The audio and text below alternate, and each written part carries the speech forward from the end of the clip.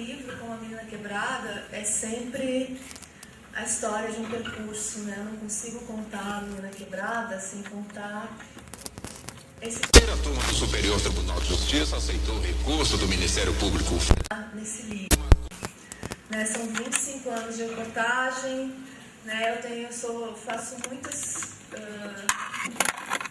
tenho muitas vozes hoje, né? Desde 2005 eu faço documentário, desde 2009 eu tenho essa coluna na revista Época, desde 2011 eu comecei a escrever ficção.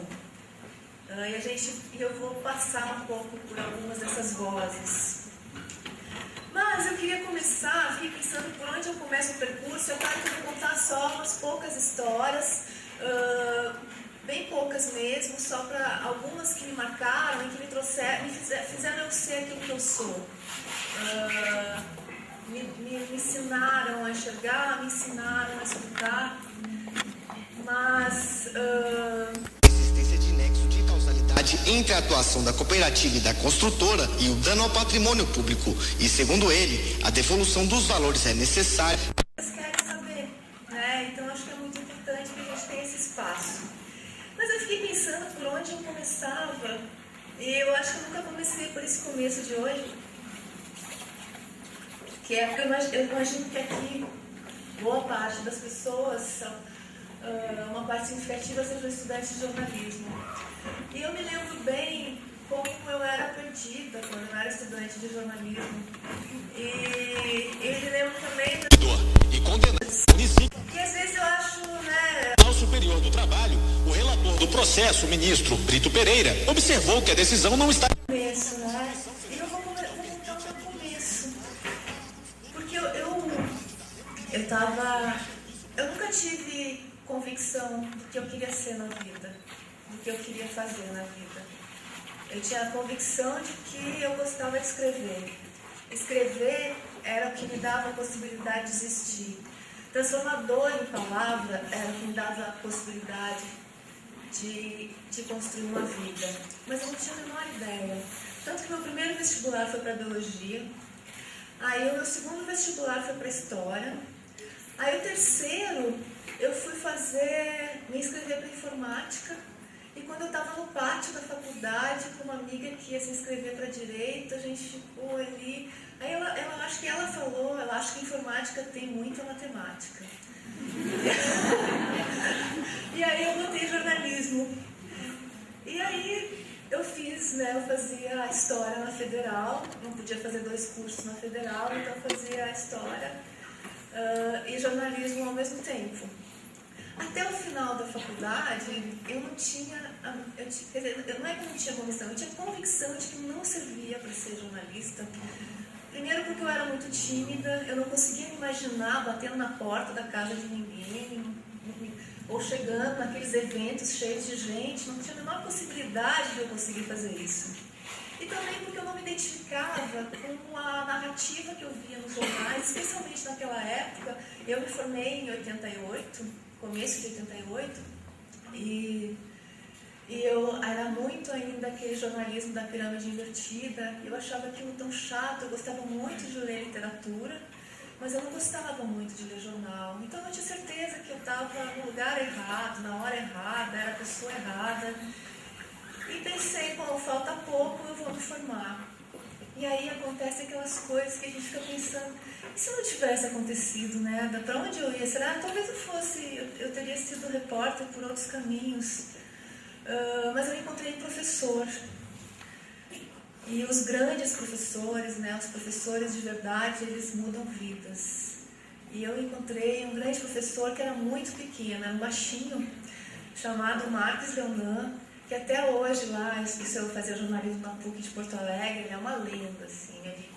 Ele tem, assim, antes e depois do Leonan, é mais ou menos que as pessoas dividem a vida. Porque ele é um baixinho apaixonado, assim. A primeira vez, eu encontrei ele no fim do curso, na disciplina de estágio, porque naquela época era proibido fazer estágio fora. E tinha uma lei, não lembro porquê, a gente fazia estágio dentro da universidade. E quando ele foi me dar o estágio, ele falava da reportagem com uma paixão tão grande que eu me apaixonei também. porque ele tinha sido um grande repórter e depois se tornou um grande professor. E aí, só que eu não sabia se eu podia. E aí tinha que fazer uma reportagem para ele. E eu não sei, né? Eu acho que isso acomete mulheres de classe média. Eu queria fazer uma matéria sobre prostitutas. E aí eu fui numa casa, né, onde tinha várias garotas de programa, com um colega meu de faculdade. A gente conheceu lá várias meninas e eu combinei de ir no outro dia entrevistá-las. E aí, no outro dia eu fui sozinha. Eu lembro exatamente do momento, assim, era no centro de Porto Alegre. Eu sei que tem uma epidemia de gaúchos aqui, então alguns vão lembrar, na Salgado Filho, assim, tem um prédio, que é um prédio todo ele de prostitutas, onde elas moram e fazem os programas. E aí eu fui lá, com meu bloquinho, uma caneta, bati na porta, no endereço que ela tinha me dado, atendeu uma mulher pelada. E aí eu disse, mas não era aquela que eu tinha combinado. Eu perguntei por aquela que tinha combinado, ela disse, fulana não tá, não mora aqui, não sei. Eu disse, mas então eu posso conversar contigo, eu expliquei quem eu era. Ela disse, entra. Eu entrei, era só um quarto, né? Era quarto e banheiro. E aí tava o cafetão pelado também. E aí eu olhei assim, onde eu sinto, né? Só tinha cama. Aí eu sentei, essa foi a minha primeira entrevista. Eu sentei, os dois pelados na cama, uma coisa bastante solene, assim, sentados para dar a entrevista. Eu também muito solene, com o meu bloquinho e a minha caneta. E aí eu fiz a primeira entrevista. Aquele momento pra mim, porque às vezes dizem, as pessoas têm muita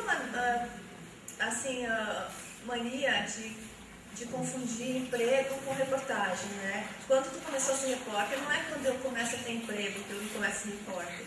Eu comecei a ser repórter naquele momento em que eu descobri que com um bloquinho e uma caneta eu podia ir para qualquer lugar. Com um bloquinho e uma caneta eu alcançava vários mundos. Eu saí dali com meu bloquinho e uma caneta muito feliz. Mas aí resolvi não fazer a matéria de prostituta. E aí conversei mais um pouco com o Leonan e sugeri para ele fazer uma matéria sobre filas, que hoje não é uma coisa inusitada, mas naquela época era. Fiz uma reportagem sobre todas as filas que a gente entra desde que nasce até morrer. E naquela época eu botei um nome assim super grandiloquente, esperando na fila da existência.